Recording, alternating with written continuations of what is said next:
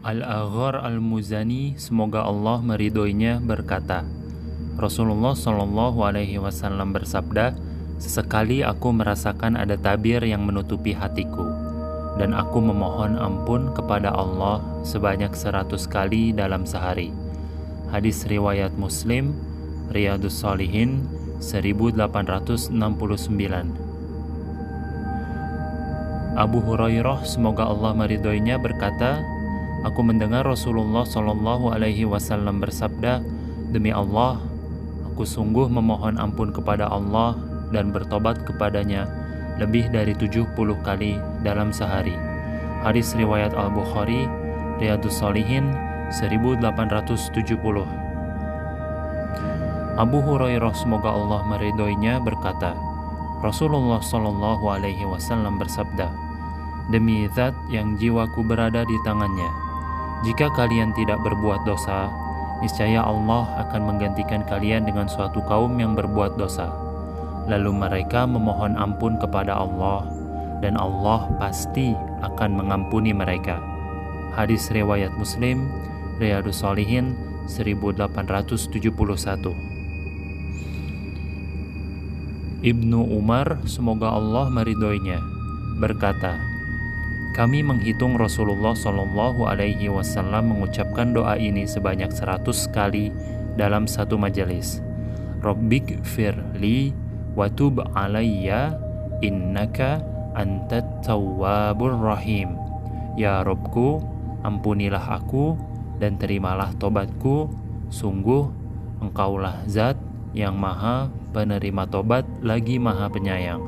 Hadis riwayat Abu Daud dan At-Tirmizi, Riyadhus Shalihin 1872. Ibnu Abbas, semoga Allah meridhoinya, berkata, Rasulullah Shallallahu Alaihi Wasallam bersabda, barang siapa yang senantiasa memohon ampun kepada Allah, niscaya Allah akan memberinya jalan keluar dari setiap kesusahan, kelapangan dari setiap kegelisahan, dan rezeki dari arah yang tidak disangka-sangka.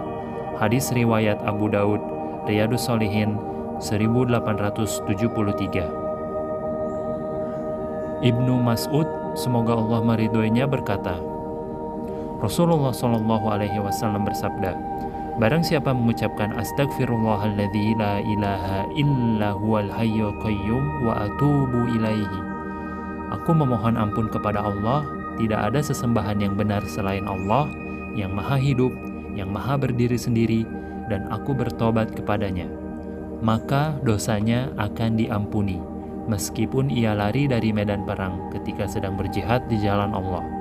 Hadis riwayat Abu Daud, At-Tirmizi, dan Al-Hakim dengan syarat Bukhari dan Muslim. Riyadhus Shalihin 1874. Syaddad bin Aus, semoga Allah meridhoinya, berkata, Nabi Shallallahu Alaihi Wasallam bersabda, doa terbaik untuk memohon ampun, sayyidul istighfar, adalah dengan mengucapkan, Allahumma anta rabbi, la ilaha illa anta, khalaqtani wa ana abduka, wa ana ala ahdika wa wa'dika mastata'tu, a'udzu bika min syarri ma sana'tu, abu'u laka bi ni'matika alayya wa abu'u bi dzambi faghfirli fa innahu la yaghfirudz dzunuba illa anta. Ya Allah, Engkau adalah Rabbku, tidak ada ilah yang benar selain Engkau. Engkau telah menciptakanku dan aku adalah hamba-Mu. Aku berada di atas perjanjian-Mu dan janji-Mu semampuku. Aku berlindung kepadamu dari kejahatan perbuatanku. Aku mengakui nikmat-Mu kepadaku, dan aku mengakui dosaku. Maka ampunilah aku, karena sesungguhnya tidak ada yang mengampuni dosa-dosa selain Engkau. Barang siapa mengucapkan doa ini di siang hari dengan meyakininya, lalu ia meninggal pada hari itu sebelum waktu malam, maka ia termasuk penghuni surga. Dan barang siapa mengucapkannya di malam hari dengan meyakininya, lalu ia meninggal sebelum masuk waktu pagi, maka ia termasuk penghuni surga. Hadis riwayat Al-Bukhari, Riyadhus Shalihin 1875. Thauban, semoga Allah meridhoinya, meriwayatkan, Setiap kali Rasulullah Shallallahu Alaihi Wasallam selesai melaksanakan sholat, beliau memohon ampun 3 kali dengan mengucapkan astagfirullah sebanyak 3 kali. Kemudian beliau mengucapkan Allahumma antas salam wa minkas salam tabarakta ya dzal jalali wal ikram. Ya Allah, Engkaulah sang pemberi keselamatan dan darimulah datang keselamatan, maka diberkahi Engkau, wahai pemilik keagungan dan kemuliaan. Imam Al-Auza'i, salah satu perawi hadis ini, ditanya, bagaimana cara memohon ampun itu? Ia menjawab, aku mengucapkan astagfirullah, astagfirullah, aku memohon ampun kepada Allah, aku memohon ampun kepada Allah.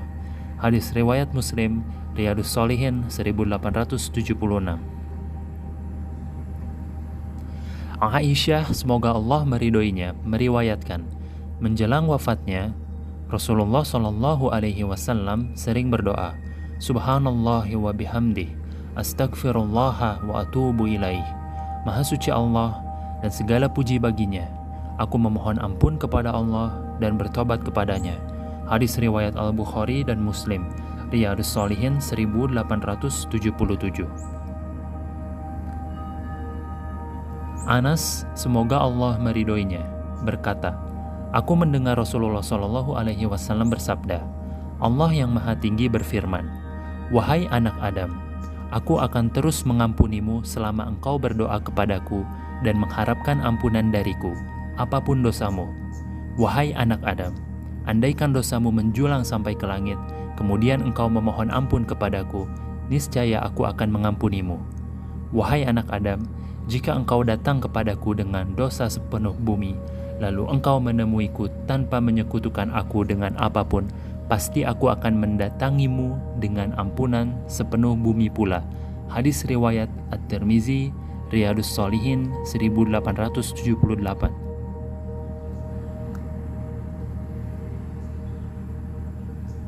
Ibnu Umar, semoga Allah meridhoinya, berkata, Rasulullah Shallallahu Alaihi Wasallam bersabda, wahai para wanita, bersedekahlah kalian dan perbanyaklah memohon ampun kepada Allah, karena aku telah melihat, yakni pada malam Isra Mi'raj, bahwa mayoritas penghuni neraka adalah wanita.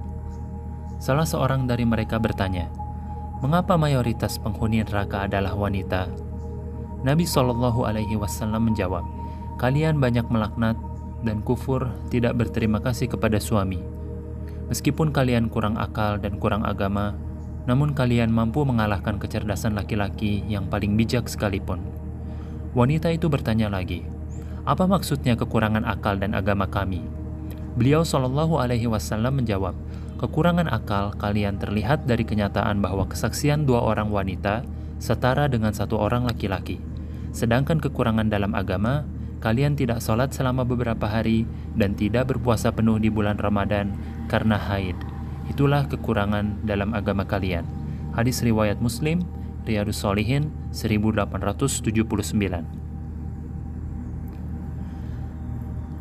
Jabir, semoga Allah meridhoinya, meriwayatkan, Rasulullah Shallallahu Alaihi Wasallam bersabda, para penghuni surga akan makan dan minum di dalamnya, namun mereka tidak akan buang air besar, tidak akan mengeluarkan ingus, dan tidak pula buang air kecil. Makanan mereka akan dicerna dengan sendawa yang aromanya seperti kasturi. Mereka akan diberi ilham untuk bertasbih dan bertakbir sebagaimana kalian bernapas dengan mudahnya. Hadis riwayat Muslim, Riyadhus Shalihin 1880.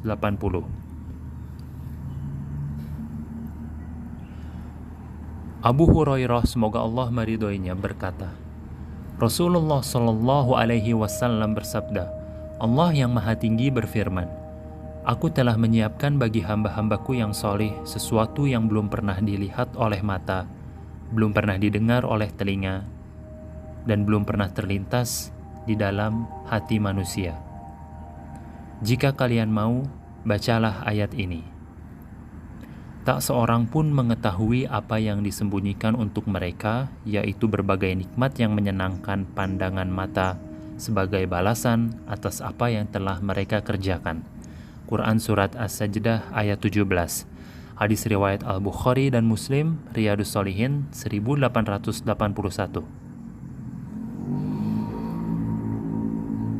Abu Hurairah semoga Allah meridhoinya berkata, Rasulullah Shallallahu Alaihi Wasallam bersabda, kelompok pertama yang akan masuk surga, wajah mereka akan bersinar seperti bulan purnama. Kemudian menyusul kelompok setelah mereka, yang wajahnya bersinar seperti bintang paling terang di langit. Mereka tidak buang air kecil, tidak buang air besar, tidak meludah, dan tidak mengeluarkan ingus. Sikat rambut mereka dari emas, dan keringat mereka beraroma seperti kasturi. Pembakar dupa mereka menggunakan kayu gaharu, dan istri-istri mereka adalah bidadari bermata besar. Semua laki-laki akan berwujud seperti bapak mereka, Adam, yang tingginya 60 hasta. Dalam riwayat lain, Rasulullah Shallallahu Alaihi Wasallam bersabda, bejana-bejana mereka dari emas, keringat mereka berbau kasturi, dan masing-masing dari mereka memiliki 2 istri. Sumsum tulang betis istri-istri mereka terlihat dari balik daging karena keelokannya yang luar biasa. Mereka tidak berselisih dan tidak saling membenci. Hati mereka seperti satu hati, dan mereka senantiasa bertasbih kepada Allah pagi dan petang. Hadis riwayat Al-Bukhari dan Muslim, Riyadhus Shalihin 1882.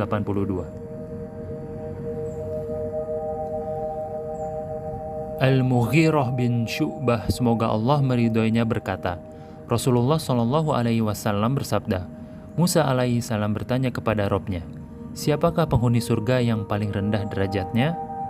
Allah menjawab, ia adalah seseorang yang akan masuk surga paling terakhir setelah seluruh penghuni surga telah masuk.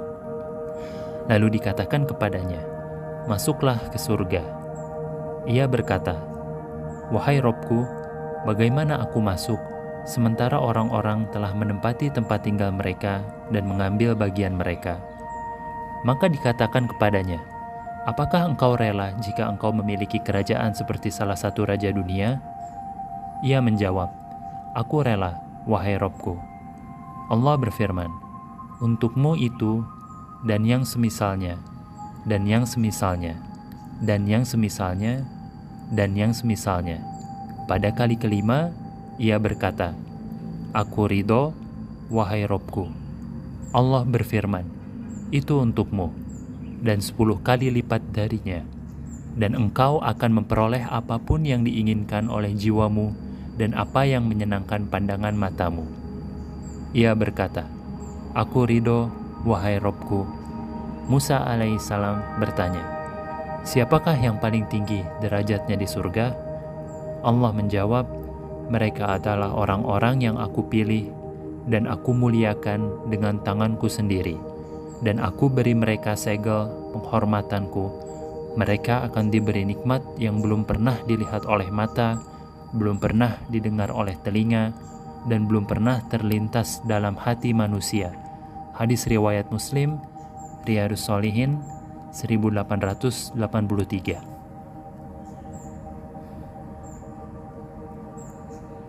Abdullah bin Mas'ud semoga Allah meridhoinya meriwayatkan, Rasulullah Shallallahu Alaihi Wasallam bersabda, aku mengetahui penghuni neraka yang terakhir keluar darinya dan orang terakhir yang masuk surga.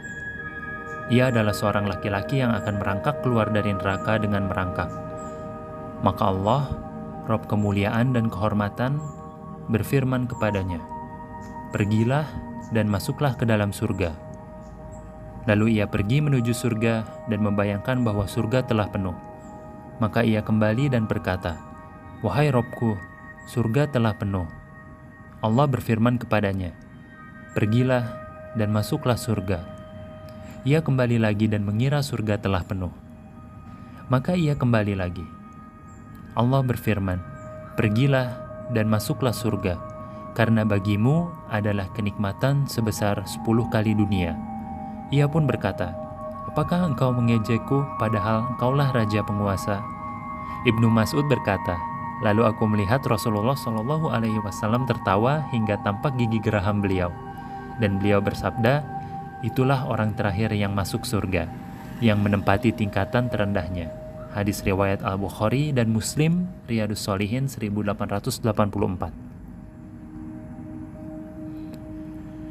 Abu Musa, semoga Allah meridhoinya, berkata, Rasulullah Shallallahu Alaihi Wasallam bersabda, di surga orang mukmin akan memiliki sebuah kemah yang terbuat dari satu mutiara berlubang yang panjangnya mencapai 60 mil di langit. Orang mukmin itu akan bersama istri-istrinya dan ia akan mengunjungi mereka, tetapi mereka tidak akan dapat saling melihat satu sama lain. Hadis riwayat Al-Bukhari dan Muslim, Riyadhus Shalihin 1885. Abu Sa'id Al-Khudri, semoga Allah meridhoinya, berkata, Rasulullah Shallallahu Alaihi Wasallam bersabda, ada sebuah pohon di surga yang begitu besar sehingga jika seorang penunggang kuda cepat harus menempuh jarak dari ujung ke ujungnya selama 100 tahun, dia tidak akan mampu melakukannya. Dalam riwayat lain dari Abu Hurairah, semoga Allah meridhoinya, Rasulullah Shallallahu Alaihi Wasallam bersabda, seorang penunggang kuda tidak akan mampu menyeberangi bayangan pohon itu meskipun sudah menempuh perjalanan selama 100 tahun. Hadis riwayat Al-Bukhari dan Muslim, Riyadhus Shalihin 1886. Abu Sa'id Al-Khudri, semoga Allah meridhoinya, berkata, Rasulullah Shallallahu Alaihi Wasallam bersabda, penghuni surga akan memandang kepada mereka yang berada di tempat-tempat tinggi di atas mereka, seperti kamu memandang bintang yang bercahaya yang tetap berada di ufuk timur atau barat. Demikianlah perbedaan keunggulan yang dimiliki sebagian dari mereka atas yang lain. Kemudian Rasulullah Shallallahu Alaihi Wasallam ditanya, apakah itu adalah tempat tinggal para nabi yang tidak akan mampu dijangkau oleh orang lain? Beliau menjawab, ya, demi zat yang memegang jiwaku, orang-orang yang beriman kepada Allah dan mengakui kebenaran para rasul akan sampai ke tempat itu. Hadis riwayat Al-Bukhari dan Muslim, Riyadhus Shalihin 1887. Abu Hurairah, semoga Allah meridhoinya, berkata, Rasulullah Shallallahu Alaihi Wasallam bersabda, sebuah ruang di surga yang panjangnya sama dengan jarak antara tengah dan ujung busur panah akan lebih baik daripada segala sesuatu yang terbit dan terbenam matahari di atasnya. Hadis riwayat Al-Bukhari dan Muslim, Riyadhus Shalihin 1888.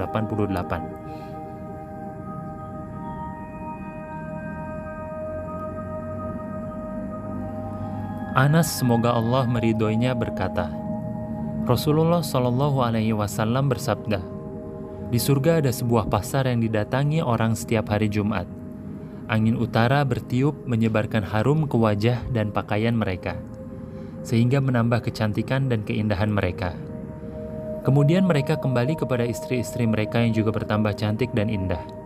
Keluarga mereka berkata kepada mereka, demi Allah, kalian semakin bertambah cantik dan indah sejak meninggalkan kami. Lalu mereka menjawab, demi Allah, kalian juga semakin bertambah cantik dan indah sejak kami meninggalkan kalian. Hadis riwayat Muslim, Riyadhus Shalihin 1889.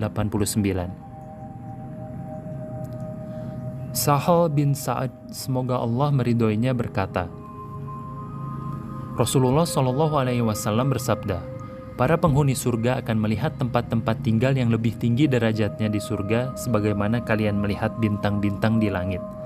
Hadis riwayat Al-Bukhari dan Muslim, Riyadhus Shalihin 1890.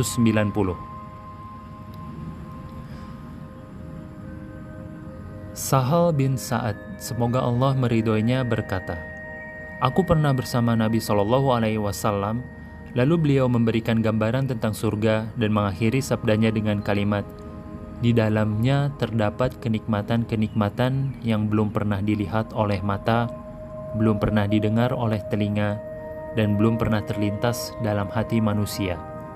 Kemudian beliau Shallallahu Alaihi Wasallam membaca ayat, lambung mereka jauh dari tempat tidurnya untuk berdoa kepada Rob mereka dengan rasa takut dan harap.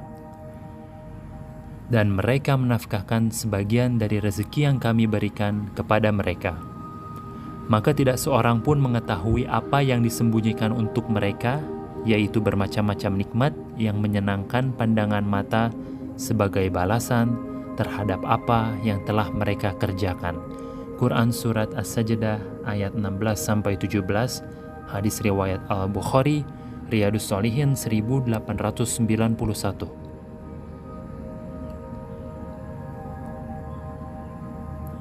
Abu Sa'id dan Abu Hurairah, semoga Allah meridhoi keduanya, meriwayatkan, Rasulullah Shallallahu Alaihi Wasallam bersabda, ketika para penghuni surga telah masuk ke dalam surga, maka seorang penyeru akan berseru, sesungguhnya kalian memiliki janji dari Allah, yaitu kalian akan hidup selamanya dan tidak akan mati. Kalian akan sehat selamanya dan tidak akan sakit. Kalian akan tetap muda dan tidak akan menua. Dan kalian akan berada dalam kenikmatan yang abadi dan tidak akan pernah merasa sengsara.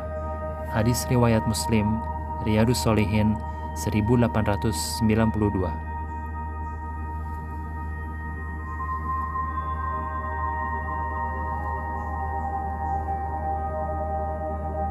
Abu Hurairah, semoga Allah meridhoinya, berkata, Rasulullah Shallallahu Alaihi Wasallam bersabda, tempat paling rendah bagi salah seorang dari kalian di surga adalah ketika Allah berkata kepadanya, sampaikanlah keinginanmu, maka ia pun akan mengutarakan keinginannya dan terus mengutarakannya. Lalu Allah berfirman, apakah engkau sudah menyampaikan semua keinginanmu? Ia menjawab, ya, sudah. Maka Allah berkata, engkau akan mendapatkan apa yang engkau inginkan dan yang semisal dengannya bersama itu. Hadis riwayat Muslim, Riyadus Shalihin 1893.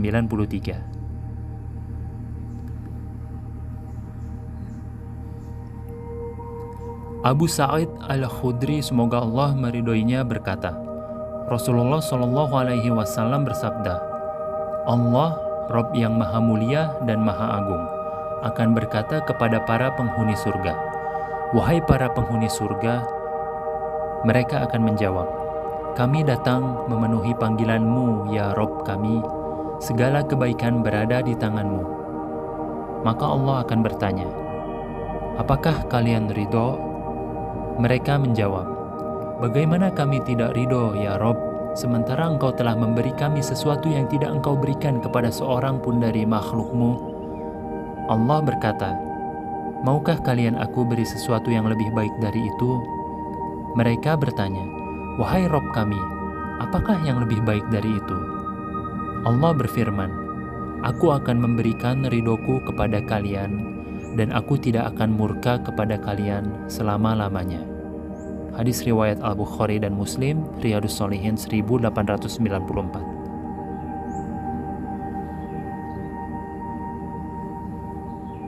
Jarir bin Abdullah, semoga Allah meridhoinya, meriwayatkan, kami sedang duduk bersama Rasulullah Shallallahu Alaihi Wasallam ketika beliau memandang bulan purnama. Lalu bersabda, kalian pasti akan melihat Rabb kalian di akhirat sebagaimana kalian melihat bulan ini, dan kalian tidak akan merasa kesulitan sedikit pun dalam melihatnya. Hadis riwayat Al-Bukhari dan Muslim, Riyadus Shalihin 1895.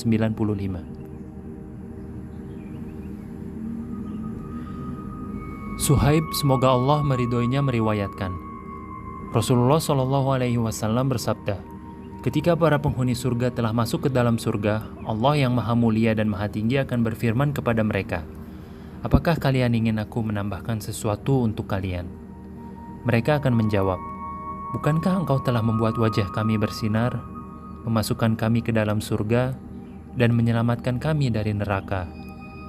Lalu Allah akan menyingkapkan tabirnya. Maka tidak ada pemberian yang lebih mereka sukai daripada melihat Rabb mereka. Hadis riwayat Muslim. Allah yang maha tinggi berfirman, sesungguhnya orang-orang yang beriman dan mengerjakan amal-amal soleh, Rabb mereka akan memberi petunjuk kepada mereka karena iman mereka. Di bawah mereka mengalir sungai-sungai di dalam taman-taman kenikmatan surga. Doa mereka di dalamnya adalah, Subhanakallahumma, maha suci Engkau ya Allah. Dan salam penghormatan mereka adalah, salam kedamaian.